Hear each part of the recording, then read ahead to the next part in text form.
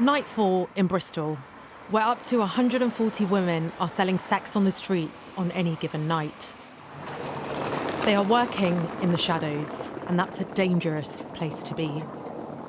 Just check the early evidence kits. Tracy and her team are trying their best to keep them safe. What do I do with the harm reduction again, Tracy? They should stay in there.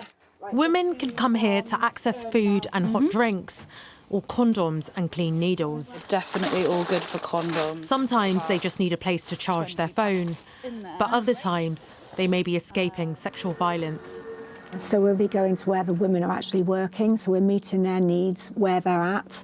We'll actually offer a safe haven, a safe space for women to have some respite from the street sex work. Have we had any calls? The charity 125 has seen a 76% increase in demand over the last 2 years. Next, right, And charities across the country say rising hardship, driven by the cost of living crisis, is causing more women to enter the industry.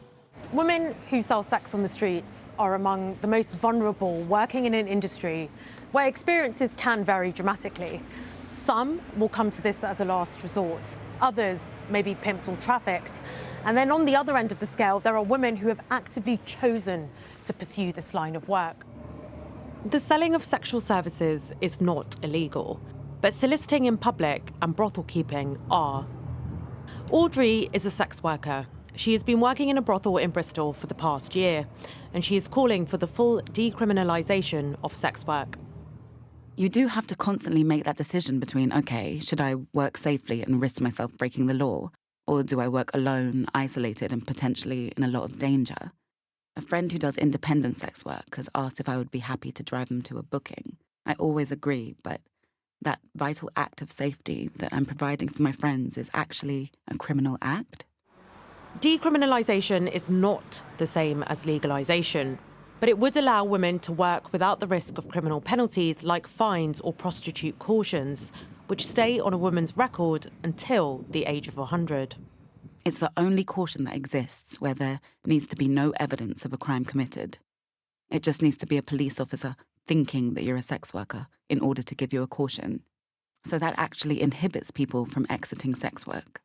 Audrey thinks the buying and selling of sex should be decriminalised, but others say this approach simply legitimises exploitation and that the buyers should be targeted by the law.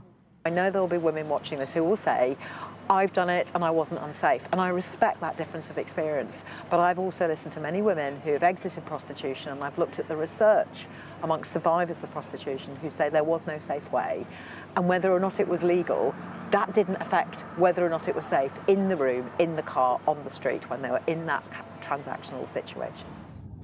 But many sex workers say this approach will force the industry even further underground. And while the debate continues, women's lives are being put at risk. Gurpreet Narwan, Sky News.